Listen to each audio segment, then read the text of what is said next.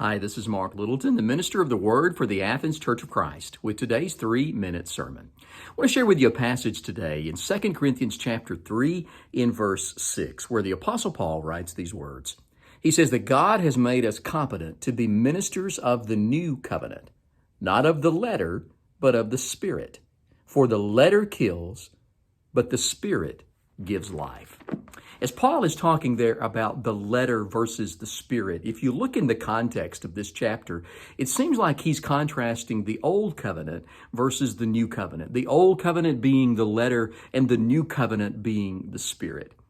But I want to think about that phrase today in another way. Not only is Paul contrasting the two covenants when he talks about the letter versus the Spirit, I think he's also contrasting two different ways that we as Christ followers might view our obedience to Jesus.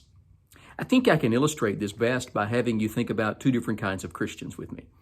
You meet some Christians and they're obedient, they're doing the things they ought to do, but their lives are just filled with no joy and no life. They just seem to be going through the motions from day to day with very little rejoicing, very little hope, but they're obedient, right?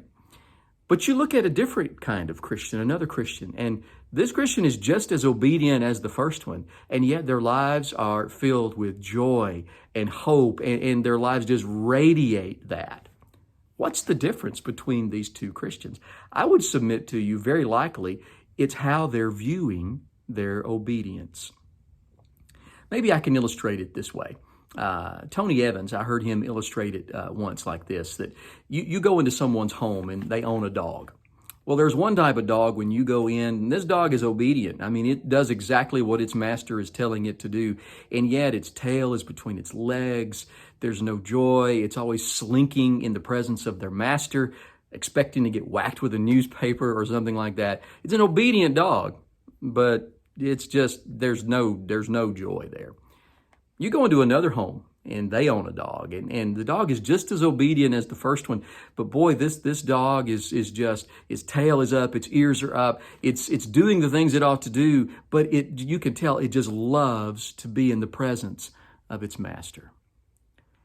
I think that's a good way to picture how we can view our obedience. You know, it could be we view it like that first dog. We're going to check all the boxes. We're going to do what we ought to do so that God won't whack us with a newspaper, right? So that we can just go through the motions of being obedient, and maybe He'll love us if we're obedient enough.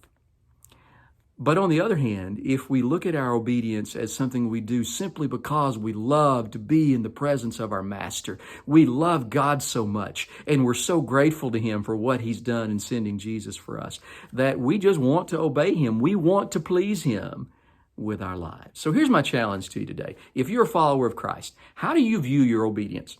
Do you view it as a burden, a box you got to check so that God will love you and be pleased with you? Or do you view it as simply the expression of a life of love and gratitude? I pray that you view your obedience as the latter, because then your life is going to be filled with joy and hope, and others around you will see that. Hope you have a blessed day. Lord willing, we'll join together again Monday for another 3-minute sermon. God bless.